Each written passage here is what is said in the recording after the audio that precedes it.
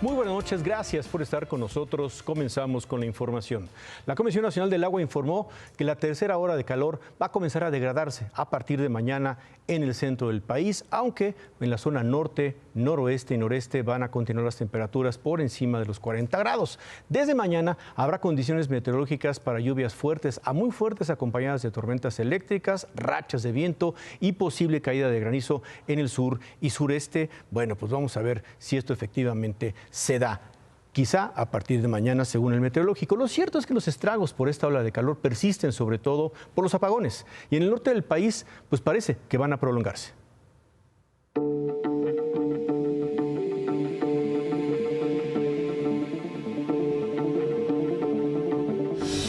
Por segundo día consecutivo, vecinos del sur de Monterrey bloquearon la avenida Garza Sada para protestar por la falta de luz. Pero no son los únicos. Los bloqueos y protestas se siguen replicando en diferentes partes del país.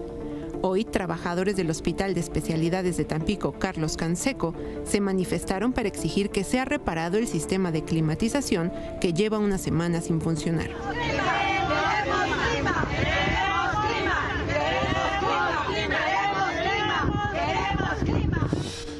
Y en la Ciudad de México, padres de familia de la primaria Celerino Cano Palacio realizaron un bloqueo en Fray Servando en la colonia Jardín Balbuena para exigir que se construya un arcotecho en el patio de la escuela, porque aseguran que los niños comienzan a presentar síntomas de insolación. La ola de calor no solo ha causado apagones, también ha provocado el desabasto de hielo en Veracruz, Aguascalientes, Yucatán y Estado de México. Se fueron y ya no me llegó hielo. Incluso volví a llamar y estaban en desabasto. Me comuniqué con otros proveedores, no tenían.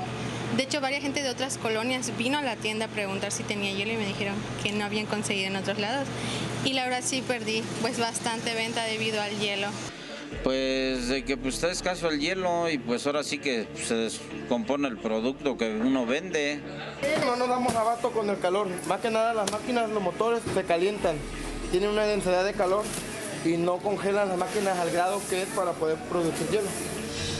Y en Tamaulipas, habitantes de Reynosa acusan que ya llevan 3 semanas con corte de luz a las 3 de la tarde y la luz regresa hasta la 1 de la mañana, lo que ocasiona fuertes afectaciones no solo en los electrodomésticos, sino también en los negocios que necesitan energía eléctrica para trabajar. Pues esto nos afecta a nosotros porque estamos en horario laboral, no podemos enviarles cotizaciones a nuestros clientes, darles soporte técnico. Los clientes que vienen aquí no pueden pues aguantar el calor. Es muy feo estar sin luz porque no tienes aire, no tienes nada. Y hay muchas personas enfermas. Aparato, ya ahí la vecina ya tiene el aparato descompuesto afuera, su refri se le echó a perder, comida. El Centro Nacional de Control de Energía, el CENACE, reiteró que no hay riesgo ni emergencia pese a estos apagones. Aseguran que el Sistema Eléctrico Nacional tiene garantizado el abasto para 47 millones de usuarios en todo el país.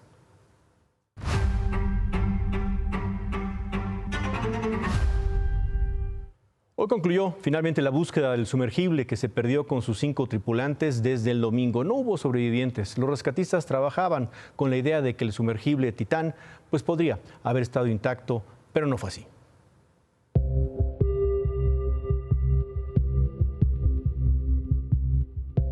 The debris is consistent with the catastrophic loss of the pressure chamber. I offer my deepest condolences to the families. La tragedia volvió al mismo punto 111 años después del naufragio del Titanic. Una que paradójicamente también pudo haber sido evitada.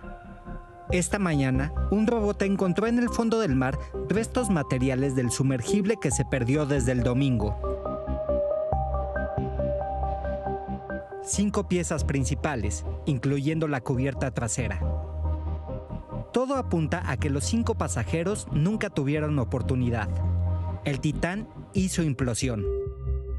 Medios estadounidenses reportan que un sensor de la Marina captó desde el domingo un sonido que apuntaba a esa versión, pero decidieron continuar con la búsqueda. Sin embargo, la versión se confirmó cuando algunos de sus restos fueron encontrados en la misma zona donde perdió comunicación. This is an incredibly unforgiving environment down there on the seafloor, and the debris is consistent with a catastrophic implosion of the vessel. Las causas de la implosión todavía no se conocen. El sumergible incursionó en el Atlántico Norte con la intención de llegar hasta los restos del Titanic a 4,000 metros de profundidad. Sin embargo, en algún punto, por algún motivo, no soportó la presión del agua. Finalmente hizo implosión con sus 5 tripulantes a bordo. Los restos del sumergible fueron encontrados a 500 metros de la proa del Titanic. Las víctimas, 4 turistas que pagaron $250,000 por esta excursión. Un francés que había realizado más de 30 inmersiones a los restos del Titanic. J'espère qu'il y aura un bon dénouement, qu'ils vont le retrouver. Mais dans tous les cas, lui il est heureux là où il est. Et ça, c'est rassurant. 3 británicos, 2 de ellos padre e hijo de origen pakistaní. Y el piloto, Stockton Rush, fundador de la empresa que operaba la excursión OceanGate Expeditions. I'd like to be remembered as an innovator. I've broken some rules to make this. I think I've broken them with logic and good engineering behind me. The carbon fiber and titanium, there's a rule you don't do that. Well, I did.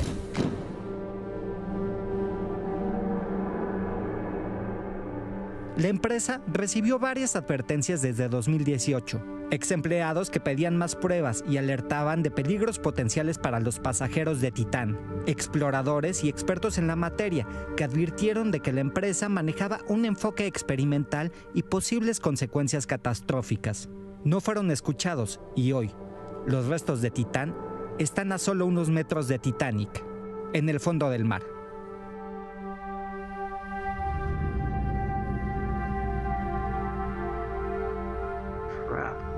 You know, it's just tragic, and it's horrific, and it's unnecessary. Warnings that were ignored. That ship's lying at the bottom of the ocean. The captain was warned. There were icebergs ahead. It was a moonless night, and he plowed ahead for whatever reason. I think there was some greed, there was some glory in it, and here we are again, and at the same place. You know, now there's one wreck lying next to the other wreck for the same damn reason.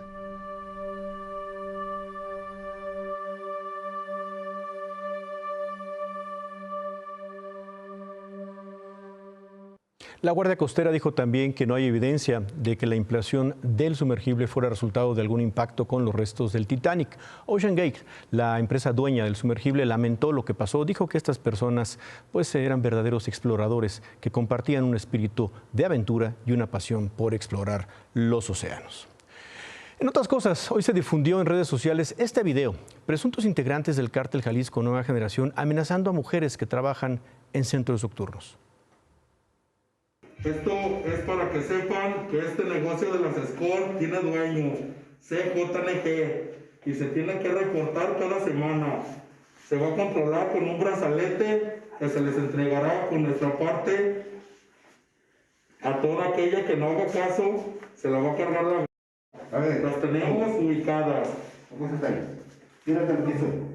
Tírate al piso. Tírate al piso, la verga. Tírate. No vayas a disparar. Tírate al piso, la verga. Sí. No vayas a disparar, por favor. Las tenemos ubicadas. Bueno, en redes se hace mención de que esto habría ocurrido en la ciudad de León, en Guanajuato. Consultamos con autoridades federales, nos dijeron que están enterados de los hechos, que el video es reciente, no saben si ocurrió en León, pero sí en el estado de Guanajuato. Saben que hasta esta noche no hay hasta este momento ninguna denuncia por desaparición en el estado de Guanajuato de un grupo de mujeres, lo que hace suponer que ellas fueron amenazadas, grabadas y luego las soltaron. El video termina ahí, la mujer estaría viva.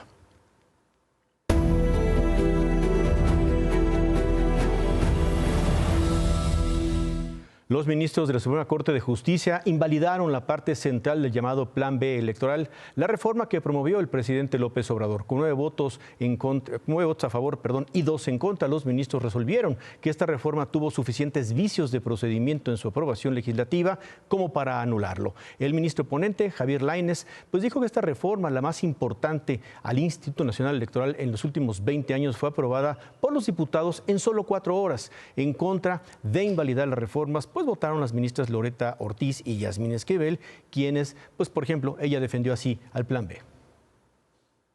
Me parece que hoy vamos a emitir una resolución sin resolver el fondo del problema. Quedarnos en este tipo de exámenes superficiales, los cuales, por cierto, cada vez más frecuentes, me parece que nos resta credibilidad, especialmente en esta materia, la electoral. Si no es ley, no tengo por qué estudiar ningún fondo. No son simples formas, lo aclaro, son las reglas que la democracia constitucional estableció en un documento supremo para dar validez al orden jurídico nacional. Yo creo que el estudio de los vicios del procedimiento legislativo no es nunca superficial. La forma es siempre fondo cuando no se garantiza una deliberación democrática. Si la forma estuvo mal, ya no tenía que entrar a estudiar el fondo. Ese es el centro de discusión. La ministra en retiro, por cierto, la exsecretaria de Gobernación en ese sexenio y hoy senadora por Morena, Olga Sánchez Cordero, reconoció que sí pasó lo que la Suprema Corte determinó hoy, que hubo violación al proceso cuando se votó el Plan B electoral. La senadora Sánchez Cordero pidió esto.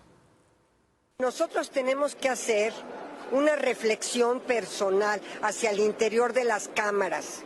Cómo mejorar nuestro trabajo legislativo y nuestros procesos legislativos para no tener que enfrentar invalideces por procesos legislativos. Y que no entre la Suprema Corte al fondo, que sería importantísimo que hubiera entrado. Pero como el proceso estuvo muy atropellado, y yo quiero reconocer que estuvo atropellado, sí, pues no se siguió un proceso limpio, transparente en ambas cámaras. Pues ahí está. Con lo que votaron los ministros este mediodía, los manifestantes plantados afuera del edificio de la Suprema Corte desde hace 2 meses difícilmente se van a retirar de ahí. Hoy, los López Obradoristas instalados afuera de la Suprema Corte en respaldo al Plan B del presidente López Obrador hicieron un López Obrador y tras perder se negaron a levantar el plantón que mantienen sobre la banqueta de Pino Suárez, de donde no se irán hasta que los ministros no sean depuestos. Vamos a llevar a cabo esta reforma y vamos a luchar hasta las últimas consecuencias para recuperar el país de las manos de toda esta bola de rateros, porque es lo que son. Sí. Son rateros. Son rateros. Son rateros. Traición a la patria es algo demasiado, sumamente grave. Y es lo que estos están haciendo. Ese es el respeto que estos nahualudos le tienen al presidente de la República. Temprano, cuando en el campamento no había más que 2 o 3 de los manifestantes, fueron encarados por otro peatón, uno más. Las que han salido saludando a la mamá del Chapo. Eso no es. ¿Eso no es prueba? No es prueba. La saludó, pero no cometió. La saludó la Federa, ya no. Sí. Cerrar reforma no es delito. Para usted. Para mí. Para nosotros no. Yo soy obradorista de corazón. Entonces, si usted no lo es morenista de corazón. Por favor. Yo soy libre. Yo soy libre. Adiós. A la misma hora, el presidente López Obrador recibió la visita de maestros chiapanecos. Otra manifestación con solo media cuadra de diferencia ofreció la oportunidad de entender la doble vara de las autoridades federales y de la Ciudad de México en el cuidado de una y otra sede. Una de las López Obradoristas, quien había advertido con agredir físicamente a los periodistas de imagen, pidió el micrófono para fijar su postura. La avaricia no es buena, nada que vas a llevar es materia, ni siquiera lo que te comes te lo vas a llevar, cabrón. Aquí lo dejas, hijo de tu pinche madre, muerde la mano, culero. Bueno, desde temprano el presidente dio por hecho que sería invalidado el Plan B electoral y criticó una vez más a los ministros. Considero que es una invasión, una intromisión al poder legislativo. Le van a corregir la plana al poder legislativo. ya convertido en el supremo poder conservador, ¿no?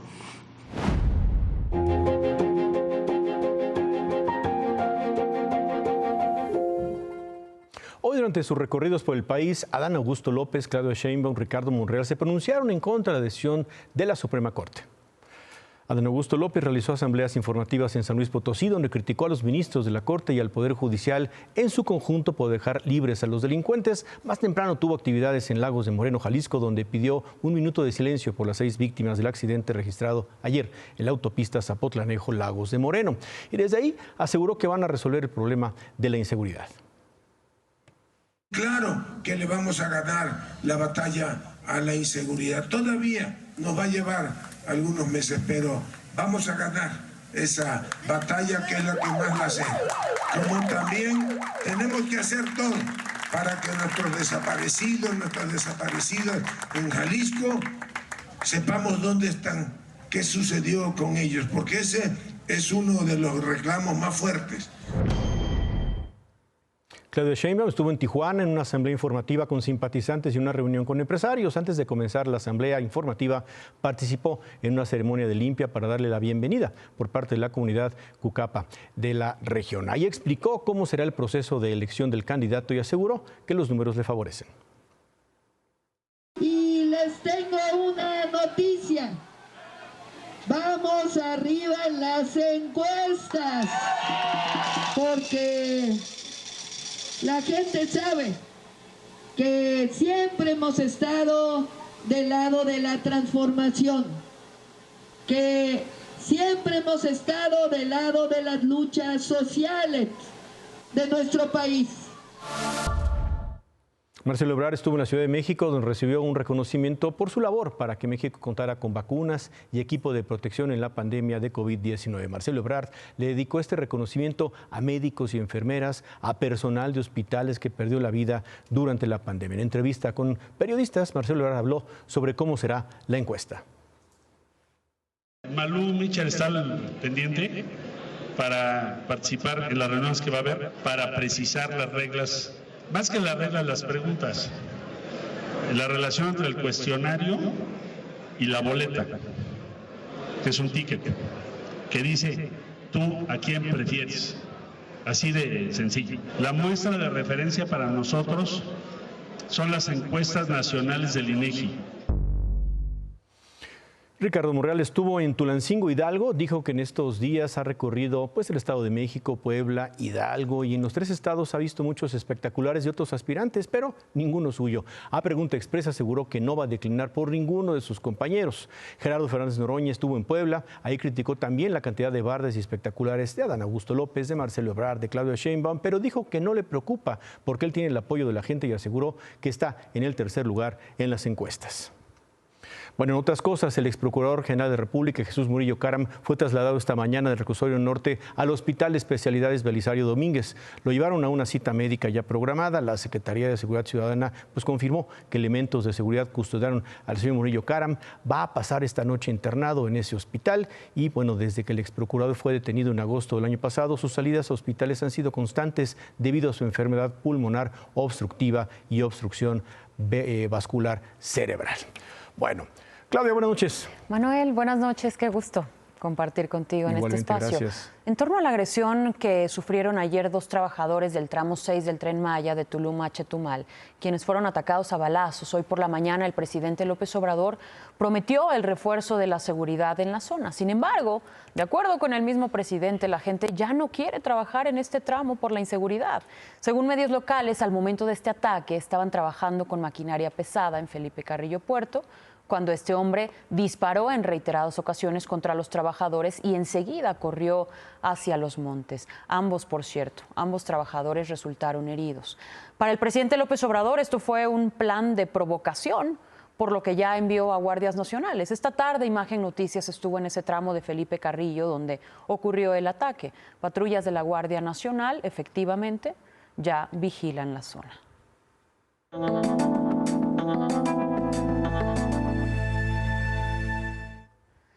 Y anoche informamos que la juez de Veracruz, Angélica Sánchez, fue vinculada a proceso y se va a quedar un año presa en el penal de Pacho Viejo. A ella la acusa la Fiscalía de Veracruz de los delitos contra la fe pública y tráfico de influencias. Esto por supuestamente haber dejado en libertad a un presunto delincuente conocido como el Compa Playa. Por la mañana, el abogado de la juez, Angélica Sánchez, dijo esto. Ella está tranquila, desde luego preocupada por la situación de sus derechos, pero está tranquila. Nos despiertan focos rojos en el sentido de la acción del Estado.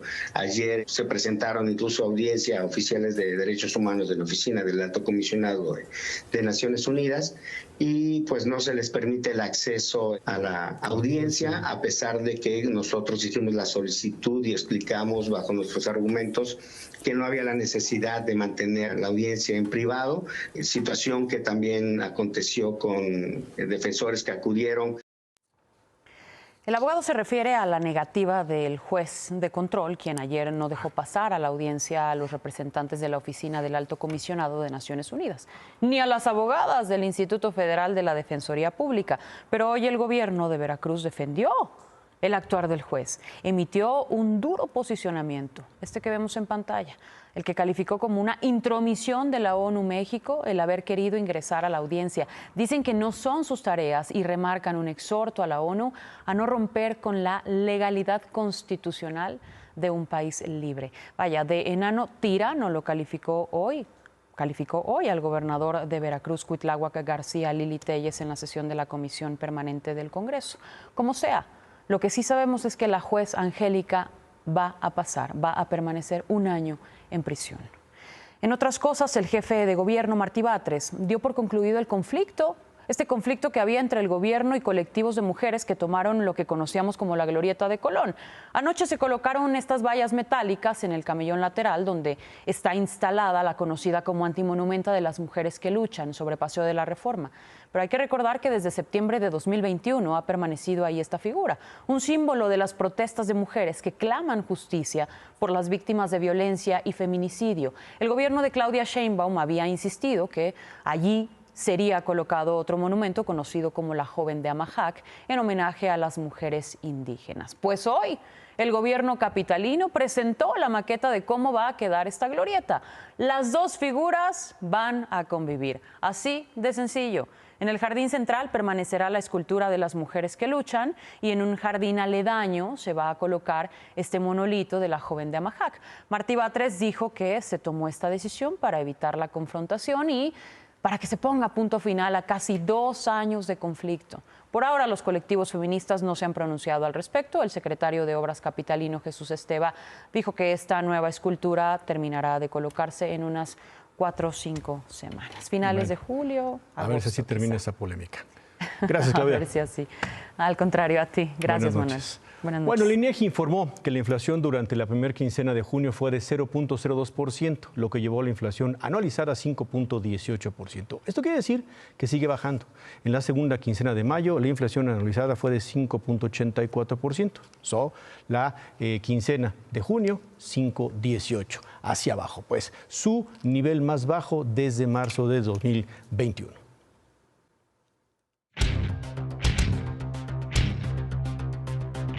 Como ya es una tradición, el padre de la ley superior volvió a tener razón.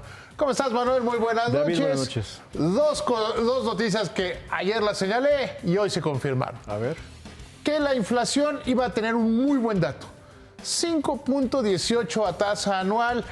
¿Cómo lo quieres ver? Es la menor en 54 quincenas, la menor en más de 2 años, pero sigue siendo una inflación muy alta. Si nos acordamos que la meta es 3% y con una tolerancia de hasta 4%, todavía está siendo muy alta la inflación.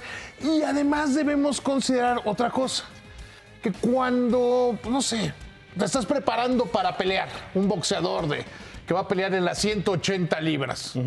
Si está en 200 libras, las primeras las baja muy rápido, pero ya las últimas para dar el peso son las más difíciles. Y ahí viene la segunda.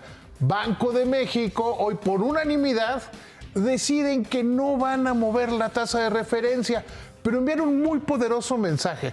La Victoria Rodríguez, la gobernadora, deja claro, en una entrevista que me dio hace unas horas en Imagen Radio, deja claro, vamos a ver que la inflación disminuya y nos vamos a quedar altos mientras no disminuya la inflación. La inflación subyacente sigue muy alta y ahí ya había algunos que están empezando a presionar. ¿Y cuándo va a bajar la inflación?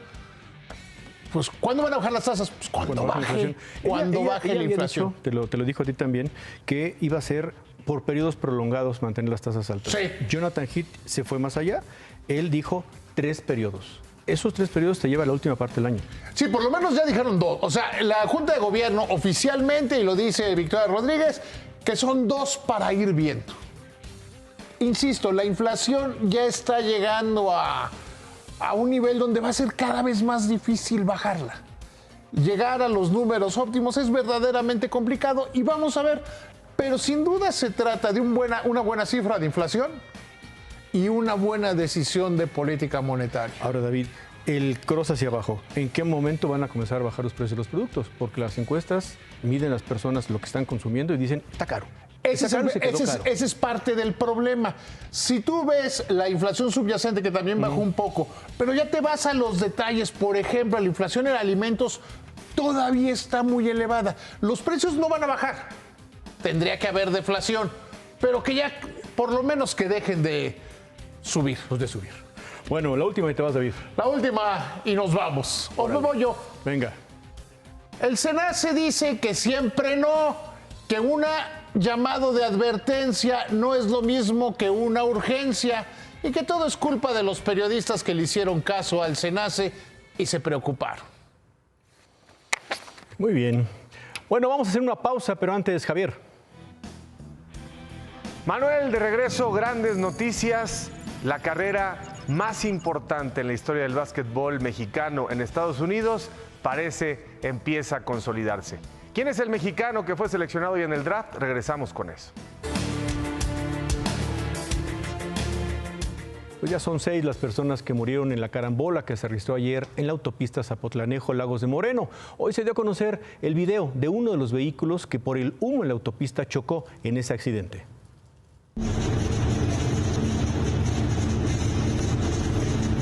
No, sí se perdió de a tiro, no se ve nada.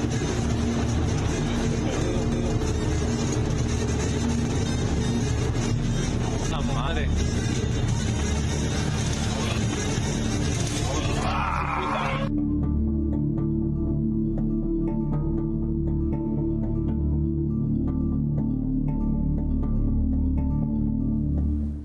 Bueno, y por segundo día consecutivo se registró otra carambola en esa zona. Ocurrió en la autopista Guadalajara, Lagos de Moreno, a la altura de la población de Pegueros y Valle de Guadalupe, esto en Tepatitlán.